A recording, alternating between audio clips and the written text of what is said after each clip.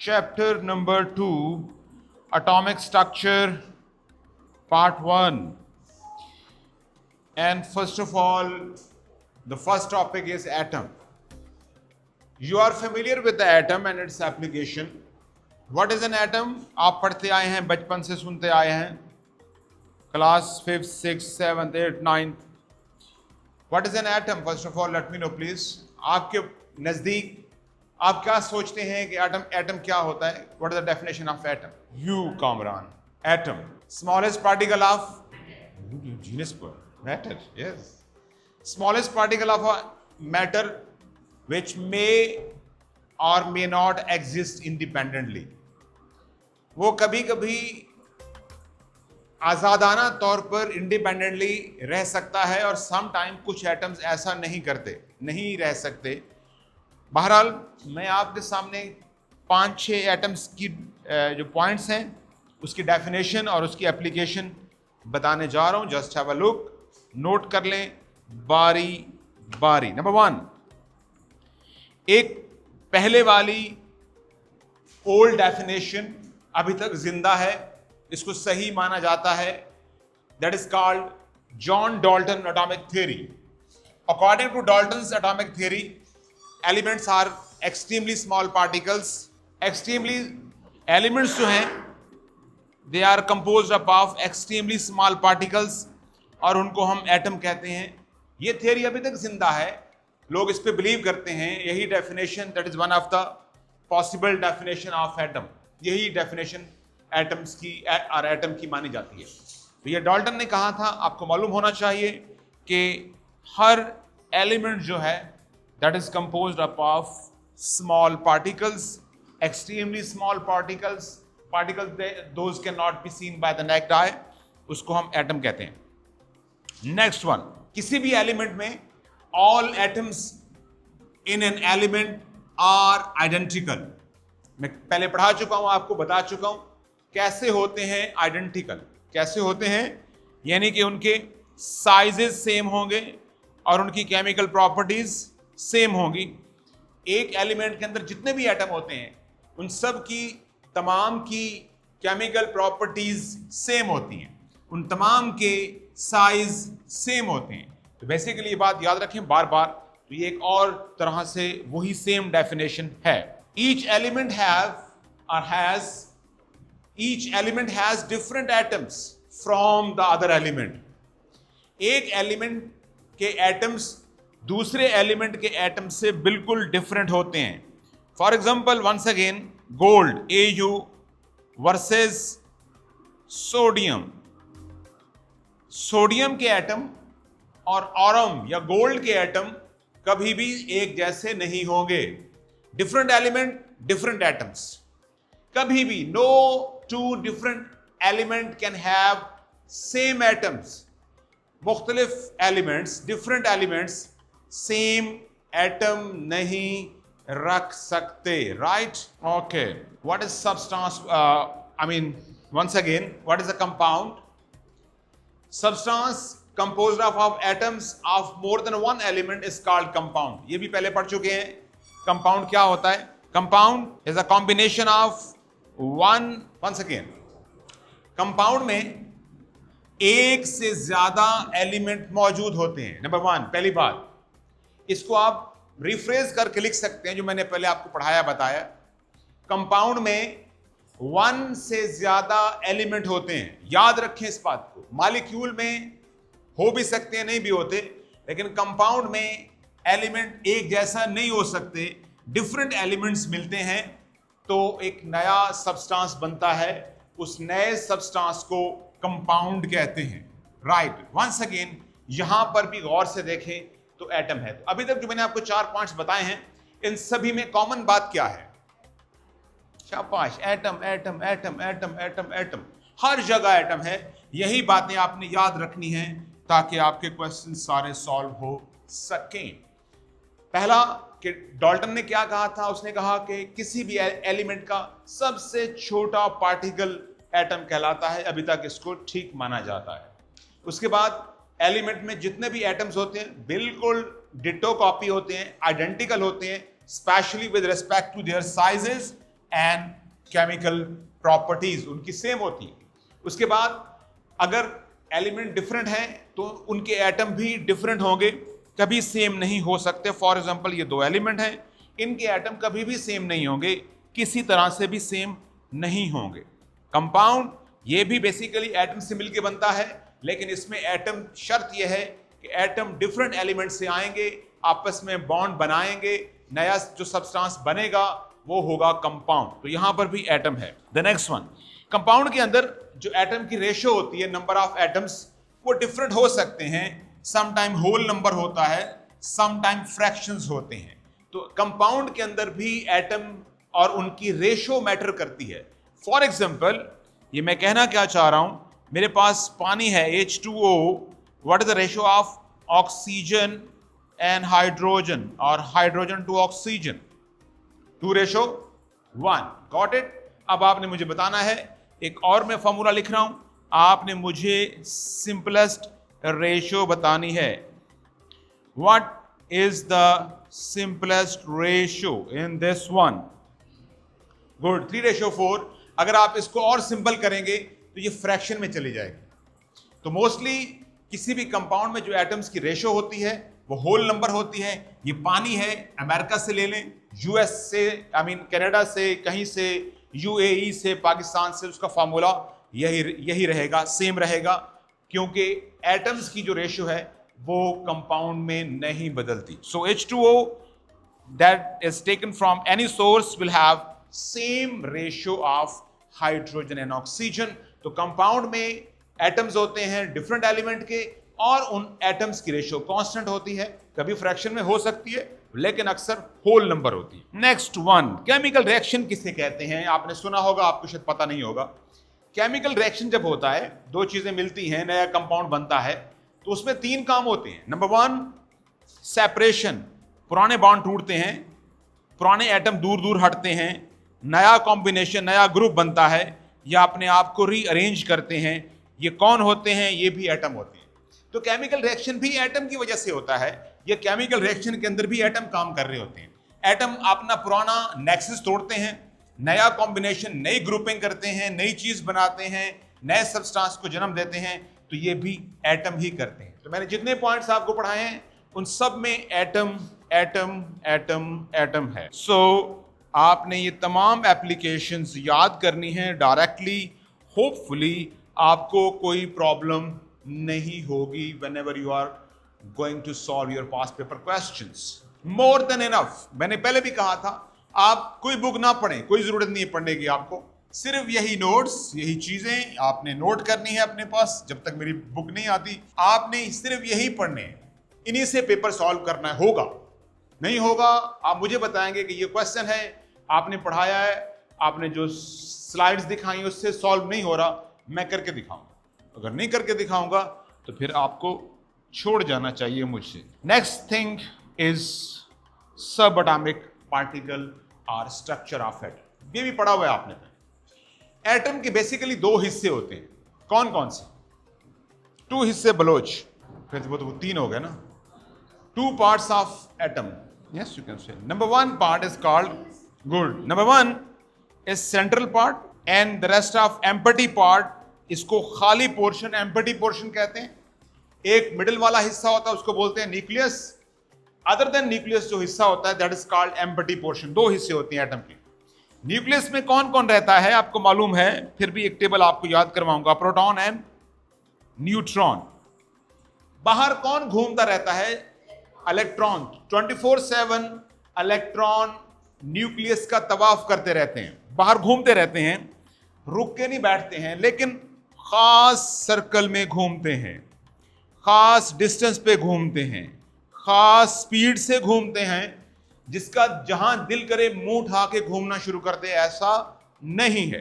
इन distance को, imaginary रास्तों को, ये हवा में रास्ते होते हैं, कोई फिजिकल कोई रोड या कोई गली नहीं है। इनको हम शेल्स कहते हैं। दीज आर कॉल्ड शेल्स और एनर्जी लेवल, पुराना नाम है ऑर्बिट। तो न्यूक्लियस के बाहर वो रास्ते जहां पर इलेक्ट्रॉन घूम रहे होते हैं, न्यूक्लियस के बाहर चक्कर काट रहे होते हैं, उन रास्तों को शेल या शेल्स कहते हैं। पहले शेल का नाम रखा गया है के शेल दूसरे शेल को बुलाते हैं, या उसकी नॉमिनी है L shell. Third one is said to be M shell. अगर कोई चौथा होगा तो N shell, K L M N O N, so on. तो एटम के दो हिस्से, central part is called nucleus, जो मिडिल वाला हिस्सा है उसको न्यूक्लियस बोलते हैं, बाहर वाला हिस्सा एम्प्टी पोर्शन बोलते हैं उसको, राइट। न्यूक्लियस के अंदर दो फर्दर सब एटॉमिक पार्टिकल्स मौजूद होते हैं basic. Number 1 proton, number 2 neutron, और न्यूट्रॉन प्रोटॉन्स दोनों, और बाहर जो घूमते हैं रिवॉल्व करते हैं वो तीसरा सब एटॉमिक पार्टिकल है, that is called electron.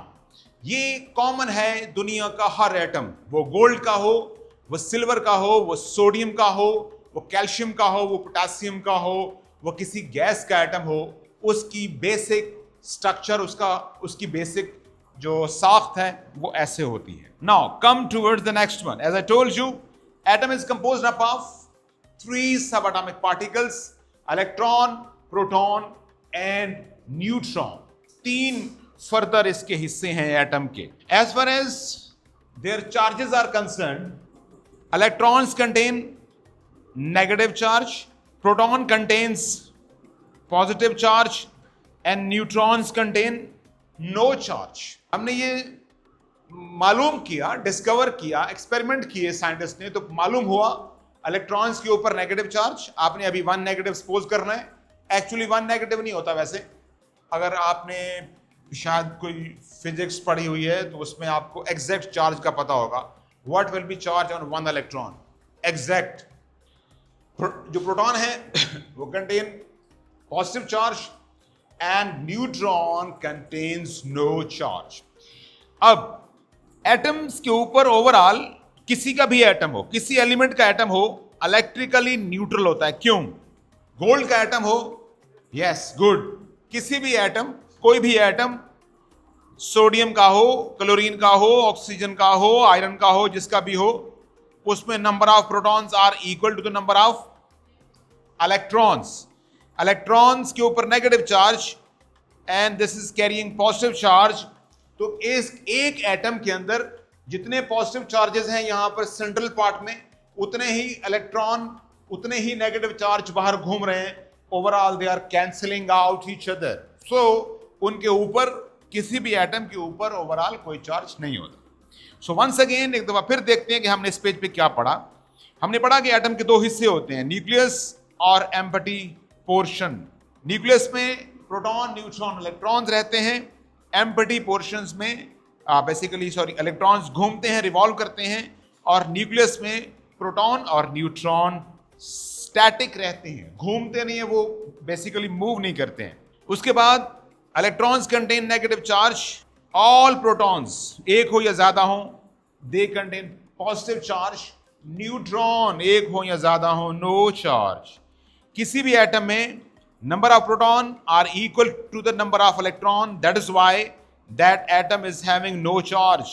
Atom overall electrical neutral होता है। ये बातें इसी तरीके से आपने याद करनी है। हर साल एक एमसीक्यूज जो आगे मैं पढ़ाऊंगा, एक फॉर्मूला बताऊंगा, उससे हर साल एक एमसीक्यूज पूछते हैं, हर वेरिएंट में पूछते हैं। तो ये बेसिक चीजें हैं, छोटे छोटे क्वेश्चन या सिंपल एमसीक्यूज पूछते हैं। तो गौर से सुने, अभी से समझें, याद रखें, ताकि आपको दोबारा रिवाइज ना करना पड़े। ओके जी, एक दफा फिर इस टेबल को देखते हैं। ये टेबल आपको आनी चाहिए, ए लेवल तक, एफएससी तक आपको आनी चाहिए। इस टेबल में इलेक्ट्रॉन, उसके ऊपर चार्ज, रिलेटिव मैस, और कहां रहता है इलेक्ट्रॉन, ये लिखा हुआ है। Negative charge -1, relative charge 1/1840, it's mass, relative mass कहां रहता है, घूमता रहता है न्यूक्लियस के बाहर। प्रोटॉन, इसके ऊपर रिलेटिव चार्ज +1, इसका mass that is not actual mass, it is relative mass. बताता हूं कि क्या होता है ये 1। ये कहां रहता है, ये बस बैठा रहता है इन न्यूक्लियस। हाँ, वहां पर थोड़ा स्पिन करता है, वो आपके सिलेबस में नहीं है, but it remain inside the nucleus. Same is the case with the neutron. It is having no charge. relative mass is equal to 1, it is also living in the nucleus. एक छोटी सी table है, आपको आनी चाहिए. अब मेरा आपसे question ये है, what does it mean? What does this number mean? 1/1840 का मतलब क्या है?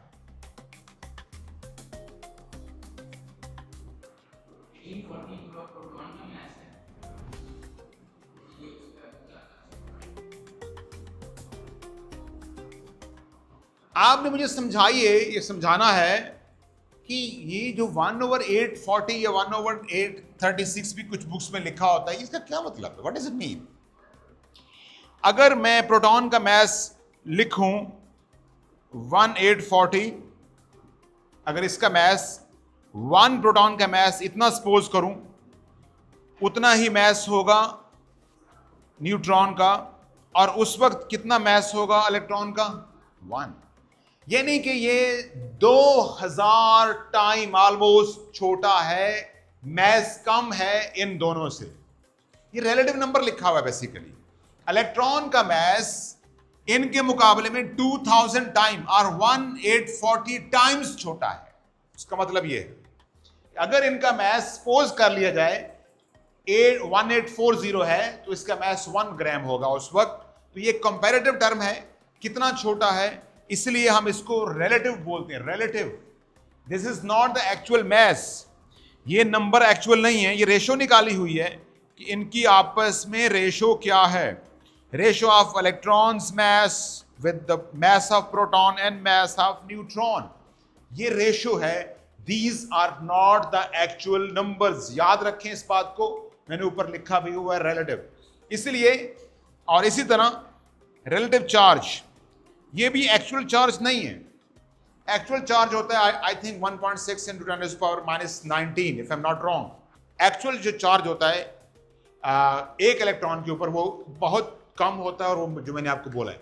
तो बेसिकली इनके आपस में चार्जेस सेम होते हैं, सिर्फ साइन का फर्क होता है.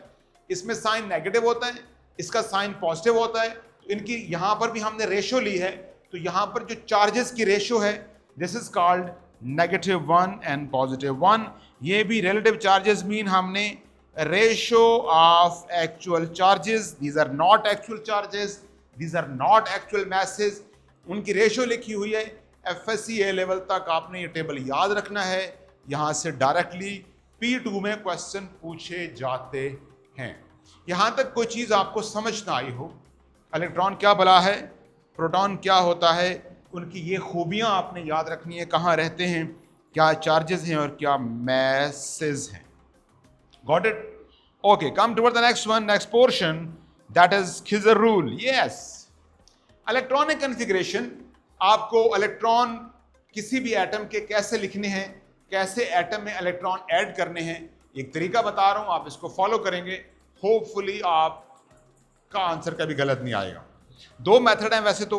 सबसे पहले मैं आपको एक नॉर्मल सिंपल तरीका बता रहा हूं.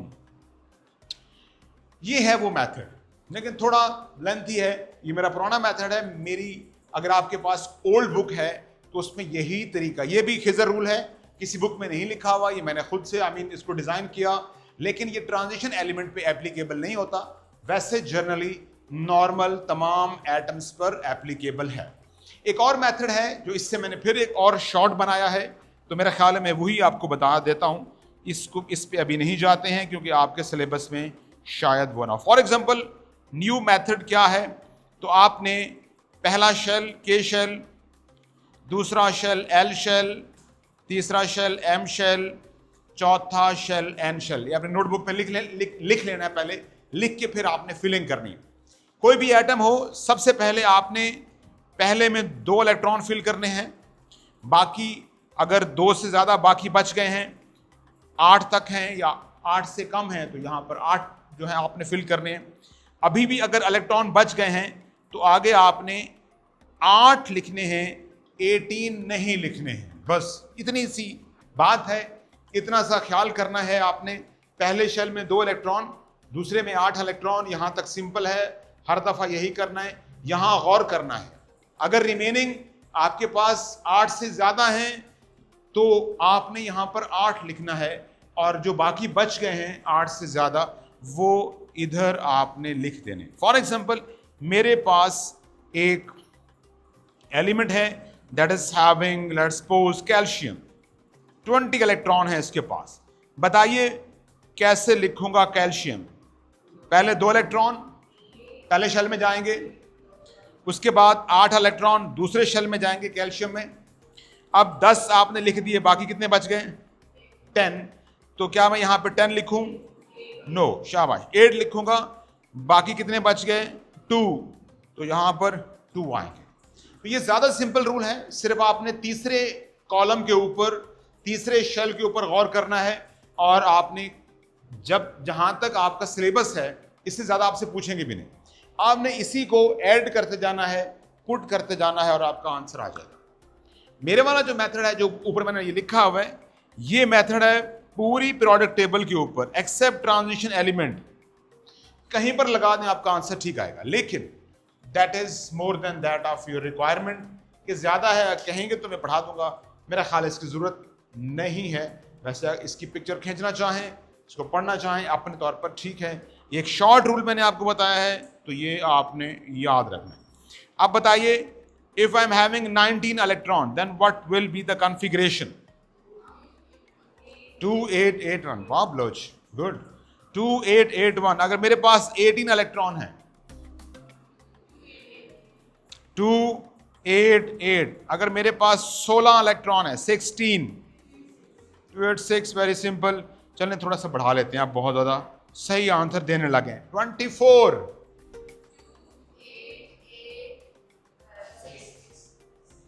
2 8। फर्दर बोलिए, बोलिए, शाबाश।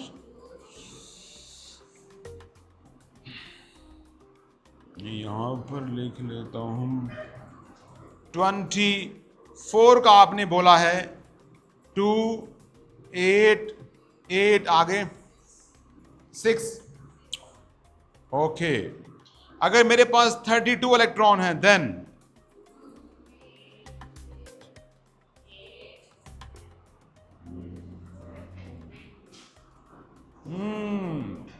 अब बताइए। KLMNO मैक्सिमम हो, आप इससे ज्यादा होगा नहीं। पहले में 2 इलेक्ट्रॉन, ये ज्यादा है, आपसे 20 तक पूछे जाएंगे क्योंकि आप सही जवाब दे रहे थे। तो मैंने कहा और कुछ नहीं, और आपसे आप कहीं ना कहीं तो फंसेंगे ना जी। 2 8। यहां पर कितना आएगा? 8। यहां पर 8। यहां पर दिस इज नॉट करेक्ट। सो 20 से कम के लिए वो फॉर्मूला है। अब मैं बताता हूं। यस, बेसिकली अब गौर से देखिए, एक्चुअल रूल क्या है। के के अंदर मैक्सिमम जो इलेक्ट्रॉन आ सकते हैं, मैक्स इलेक्ट्रॉन कितने हैं? 2। एल के अंदर कितने आ सकते हैं? 8। एम के अंदर मैक्सिमम कितने आ सकते हैं? गुड, 18। एन के अंदर 32 इलेक्ट्रॉन मैक्सिमम इलेक्ट्रॉन। ओ के अंदर 50 इलेक्ट्रॉन, 50 आ सकते हैं। आप गो के इन 3 शेल से वही 20 वाला रूल लगेगा, आगे नहीं जाएंगे। फिर भी वैसे जनरली अगर कोई आपसे पूछ लेता है, इसी 32 को मैं फिल करने जा रहा हूं, तो गौर से सुनिए। जैसे मैं फिल कर रहा हूं वैसे रिपीट करेंगे तो कभी भी आपका आंसर इंशाल्लाह गलत नहीं आएगा। नंबर 1, यहां तो आंखें बंद करके 2 और 8 लिख दें। टेंशन शुरू होगी शेल नंबर 3 से। कितने इलेक्ट्रॉन आपने ऐड कर लिए? 10, राइट। बाकी कितने बच गए? 32 - 10 22 बच गए, राइट। इसकी कैपेसिटी कितनी है? 18। अगर बाकी इसकी कैपेसिटी से ज्यादा हैं तो फिर यही नंबर लिखेंगे जो ऊपर लिखा हुआ है। 18 से ज्यादा है ना बाकी, तो फिर आप क्या लिखेंगे यहां पर? 18। बाकी कितने बच गए? 4। 8 से कम जहां पर भी हो लिख दो। तो that is the real electronic configuration. पहले शेल में इस एटम के 2 इलेक्ट्रॉन होंगे, दूसरे शेल में 8 इलेक्ट्रॉन होंगे, तीसरे में 18 इलेक्ट्रॉन होंगे, चौथे में 4 इलेक्ट्रॉन होंगे। इस एटम के टोटल शेल होंगे 4, 1 2 3 4। इसका मतलब यह है इसका पीरियड नंबर होगा 4। Shell number mean period number, it's period number will be equal to 4। इसका ग्रुप नंबर क्या होगा? $1 मिलियन पे। क्या बात है शमा, गुड बॉय। आखिरी शेल के इलेक्ट्रॉन बताते हैं ग्रुप नंबर, तो इसका ग्रुप नंबर क्या होगा? 4। It's a group number, so group number 4। इस तरह आप पीरियड नंबर और ग्रुप नंबर भी निकाल सकते हैं। अब यही कॉन्फ़िगरेशन, यही रूल मैं लगाने लगा हूं कहां पर? यहां पर इलेक्ट्रॉन नंबर 17। मेरे पास 17 इलेक्ट्रॉन हैं, उस पे यही रूल जो मैंने अभी बताया है वो मैंने लगाने लगा हूं। के में कितने आएंगे? 2। एल में कितने आएंगे? 8, 10। बाकी कितने बच गए? 7।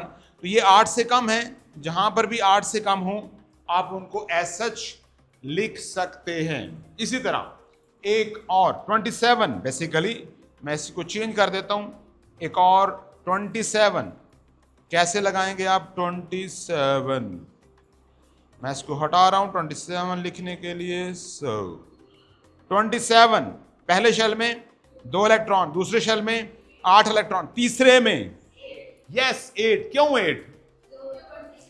क्योंकि 18 से वो कम है। शाबाश, 18 से कम है तो फिर दोबारा पहले वाला रिपीट करो 8।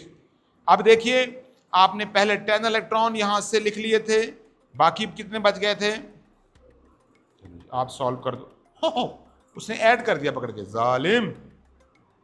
ऐड नहीं करना, माइनस करना। Good boy. 17 आपने कितने लिख लिए? 8। सॉल्व करो, नहीं करना। 9 अगले शेल में कितने इलेक्ट्रॉन आएंगे? अगेन 8, क्योंकि 8 से ज्यादा हैं तो 8 लिखते जाओ, 8 से ज्यादा हैं तो 8, अदरवाइज कैपेसिटी के मुताबिक। बाकी बच गया 1। Yes, if it is not a transition element, if it is not a transition element तो it's period number will be 5। ये 5वीं लाइन में खड़ा होगा पीरियोडिक टेबल में, and it will be the member of group 1। So this is electronic configuration. आगे चलते हैं और देखते हैं फर्दर रूल्स। मैंने आपको बता दिए कॉन्फ़िगरेशन, मोस्टली आपके पास लिखी हुई भी हैं और already. Now come towards symbolic representation and some formula. देखें, किसी भी एटम के अंदर नंबर ऑफ प्रोटॉन को बोलते हैं एटॉमिक नंबर, लिख लीजिए। एन उसको जाहिर करते हैं सिंबॉलिकली, जी से शो करते हैं। जी बोले तो number of proton in an atom is called Z. A क्या होता है? Atomic mass, mass number, nucleon number. ये तीनों चीजों को एक ही बात है, एक ही चीज के 3 नाम हैं और उनको रिप्रेजेंट करते हैं ए से। ए मीन बेसिकली एटॉमिक मैस। यही चीज मैस नंबर होती है, यही चीज न्यूक्लियॉन नंबर होती है। What is A? A is equal to number of proton plus number of neutron. A is equal to Z plus N. ये फार्मूला भैया आपने याद रखना है। सोते जागते दौड़ते भागते खाना खाते घूमते फिरते आपको आना चाहिए। A is equal to Z plus N. Z number of proton है और ये एन। एक और फार्मूला, वैसे तो उसकी जरूरत नहीं है, फिर भी मैं चाहता हूं कि आपको आना चाहिए, वो है number of electron is equal to Z minus bracket, यहां पर आप लिखेंगे चार्ज। नंबर ऑफ इलेक्ट्रॉन निकालने में भी जी यूज करना है। यहां पर भी जी इस्तेमाल हो रहा है, मैस निकालने में भी हम जी यूज करते हैं। हर जगह जी क्यों यूज करते हैं? वाई जी जी जी जी जी? हर एलिमेंट का एक यूनिक नंबर होता है। एक आइडेंटिफिकेशन नंबर होता है, आईडी कार्ड होता है हर एलिमेंट का, वो क्या होता है? Z। हर एलिमेंट का एटॉमिक नंबर डिफरेंट होता है, यूनिक होता है, तो उसी से आप डिफरेंट इंफॉर्मेशन ले सकते हैं, इलेक्ट्रॉन भी निकाल सकते हैं, मैस भी निकाल सकते हैं। सो Z that is given in the product table, product table में जो छोटा नंबर होगा वो Z होगा। फॉर एग्जाम्पल ये एक सिंबल लिखा है मैंने, ये A, ये Z और ये है चार्ज। सो जहां बड़ा नंबर लिखा होगा, लार्ज नंबर होगा, that is usually written at the top, left top. Large number is basically atomic mass. जो स्मॉल नंबर होगा that is called Z, proton number. Z वो A लेवल का था। दोनों हो सकते हैं, आप ये नंबर डिफरेंट फॉर्मेट में आता है, आपने किसको देखना है? लार्ज नंबर, और इसलिए मैं लिख रहा हूं स्मॉल नंबर। आप अगर स्मॉल नंबर लिखा हुआ है किसी एलिमेंट के ऊपर या नीचे लिखा हुआ है, दैट इज Z, वो उसका प्रोटॉन नंबर है। जो बड़ा नंबर लिखा हुआ है ऊपर या नीचे लिखा हुआ है, लार्ज नंबर, वो है उसका मास। और अगर आपको किसी क्वेश्चन में not in the periodic table, यहां कुछ नहीं लिखा होगा पीटी के अंदर, पीटी मीन पीरियोडिक टेबल, अगर राइट टॉप कॉर्नर के ऊपर कुछ पॉजिटिव या कोई नेगेटिव नंबर लिखे हों, दीज आर कॉल्ड चार्ज। और एटम और चार्ज मिलके क्या बन जाते हैं? हाँ, गुड, 9, शाबाश। अगर एटम के ऊपर कोई चार्ज हो, नेगेटिव हो या पॉजिटिव हो, तो उसको क्या बुलाते हैं? आयन। वो आयन बन जाता है, वो एटम नहीं रहता है।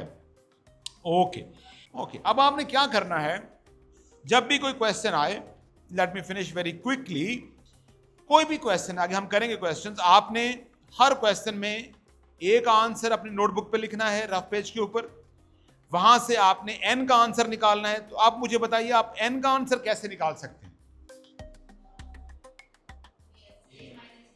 ओह, करेक्ट, शाबाश। A minus Z, good. E का मैंने बता दिया आपको, Z माइनस चार्ज, कल मैं इसकी डिटेल पढ़ाऊंगा आपको। और आपको Z मालूम करना आना चाहिए, A, N, E और Z, ये 4 इंफॉर्मेशन आपने हर क्वेश्चन के लिए मालूम करनी है। अगर आप ये कर लेंगे, कोई भी क्वेश्चन, बहुत सारे क्वेश्चन हैं, जैसे मैंने कहा हर साल एक क्वेश्चन पूछते हैं, इसी से पूछते हैं, यही फार्मूलाज यूज होते हैं, इसी पेज से हर साल एक MCQs इवन A लेवल तक पूछते हैं। वो मैं आपको बताऊंगा कि कल आपने कैसे सॉल्व करने हैं। लेकिन यहां तक जो मैंने पढ़ाया है, प्लीज घर जाके 40 मिनट 1 घंटा रिवाइज कीजिए, कुछ ना आए तो कल बताइए। That's all about today. Thank you very much. Have a nice day.